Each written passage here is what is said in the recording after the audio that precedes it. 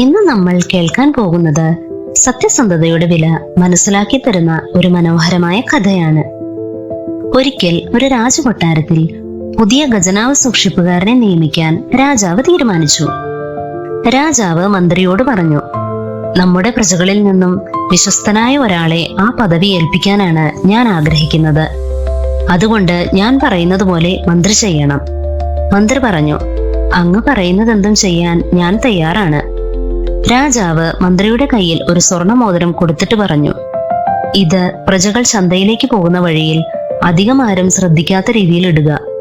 മോതിരം എടുത്ത് വിൽക്കാൻ ശ്രമിക്കുന്നയാളെ ശിക്ഷിക്കുകയും മോതിരം രാജകൊട്ടാരത്തിൽ ഏൽപ്പിക്കുന്നയാളെ ഖജനാവ് സൂക്ഷിപ്പുകാരനാക്കുകയും ചെയ്യാം.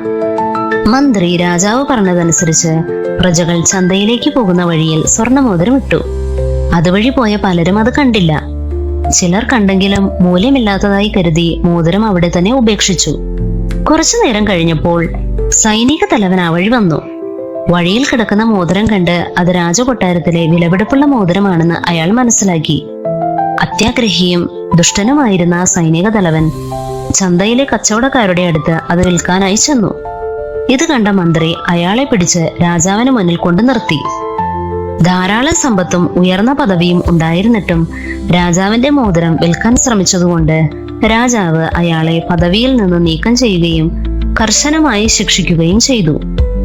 മന്ത്രി വീണ്ടും മോതിരം വഴിയിലിട്ട് ഒളിച്ചു നിന്നു. അപ്പോൾ ആ വഴി ഗോപു എന്നൊരാൾ വന്നു. അവൻ വളരെ ദരിദ്രനായിരുന്നു. കഠിനമായ പല ജോലികളും ചെയ്ത് വളരെ കഷ്ടപ്പെട്ടാണ് അവൻ കുടുംബം നോക്കിയിരുന്നത്. ഗോപുവും വഴിയിൽ കിടക്കുന്ന മോതിരം കണ്ടു. അവന് അത് മൂല്യമുള്ള ഒരു മോതിരമാണെന്ന് മനസ്സിലായി. അവൻ ചന്തയിൽ കയറാതെ രാജകൊട്ടാരത്തിൽ ചെന്ന് കാവൽക്കാരനോട് വിവരം പറഞ്ഞ് മോതിരം ഏൽപ്പിച്ചു. ഇത് കണ്ട മന്ത്രി അവനെ രാജാവിന് മുന്നിൽ ഹാജരാക്കി. ഗോപുവിന്റെ സത്യസന്ധതയിൽ സംപ്രീതനായ രാജാവ് അവന് ധാരാളം സ്വർണ്ണ നാണയങ്ങൾ സമ്മാനം നൽകുകയും അവനെ ഖജനാവിന്റെ സൂക്ഷിപ്പുകാരനായി നിയമിക്കുകയും ചെയ്തു. അങ്ങനെ സത്യസന്ധത കാരണം രാജകൊട്ടാരത്തിൽ ജോലി ലഭിച്ച ഗോപുവും കുടുംബവും സുഖമായി ജീവിച്ചു. അതേസമയം അത്യാഗ്രഹിയായ സൈനിക തലവന് തന്റെ പ്രവൃത്തിക്കുള്ള ശിക്ഷയും ലഭിച്ചു. ഗുണപാഠം: സത്യസന്ധതയും വിശ്വസ്തതയും ഉള്ളവർക്ക് എവിടെയും ബഹുമാനവും വിജയവും ലഭിക്കും.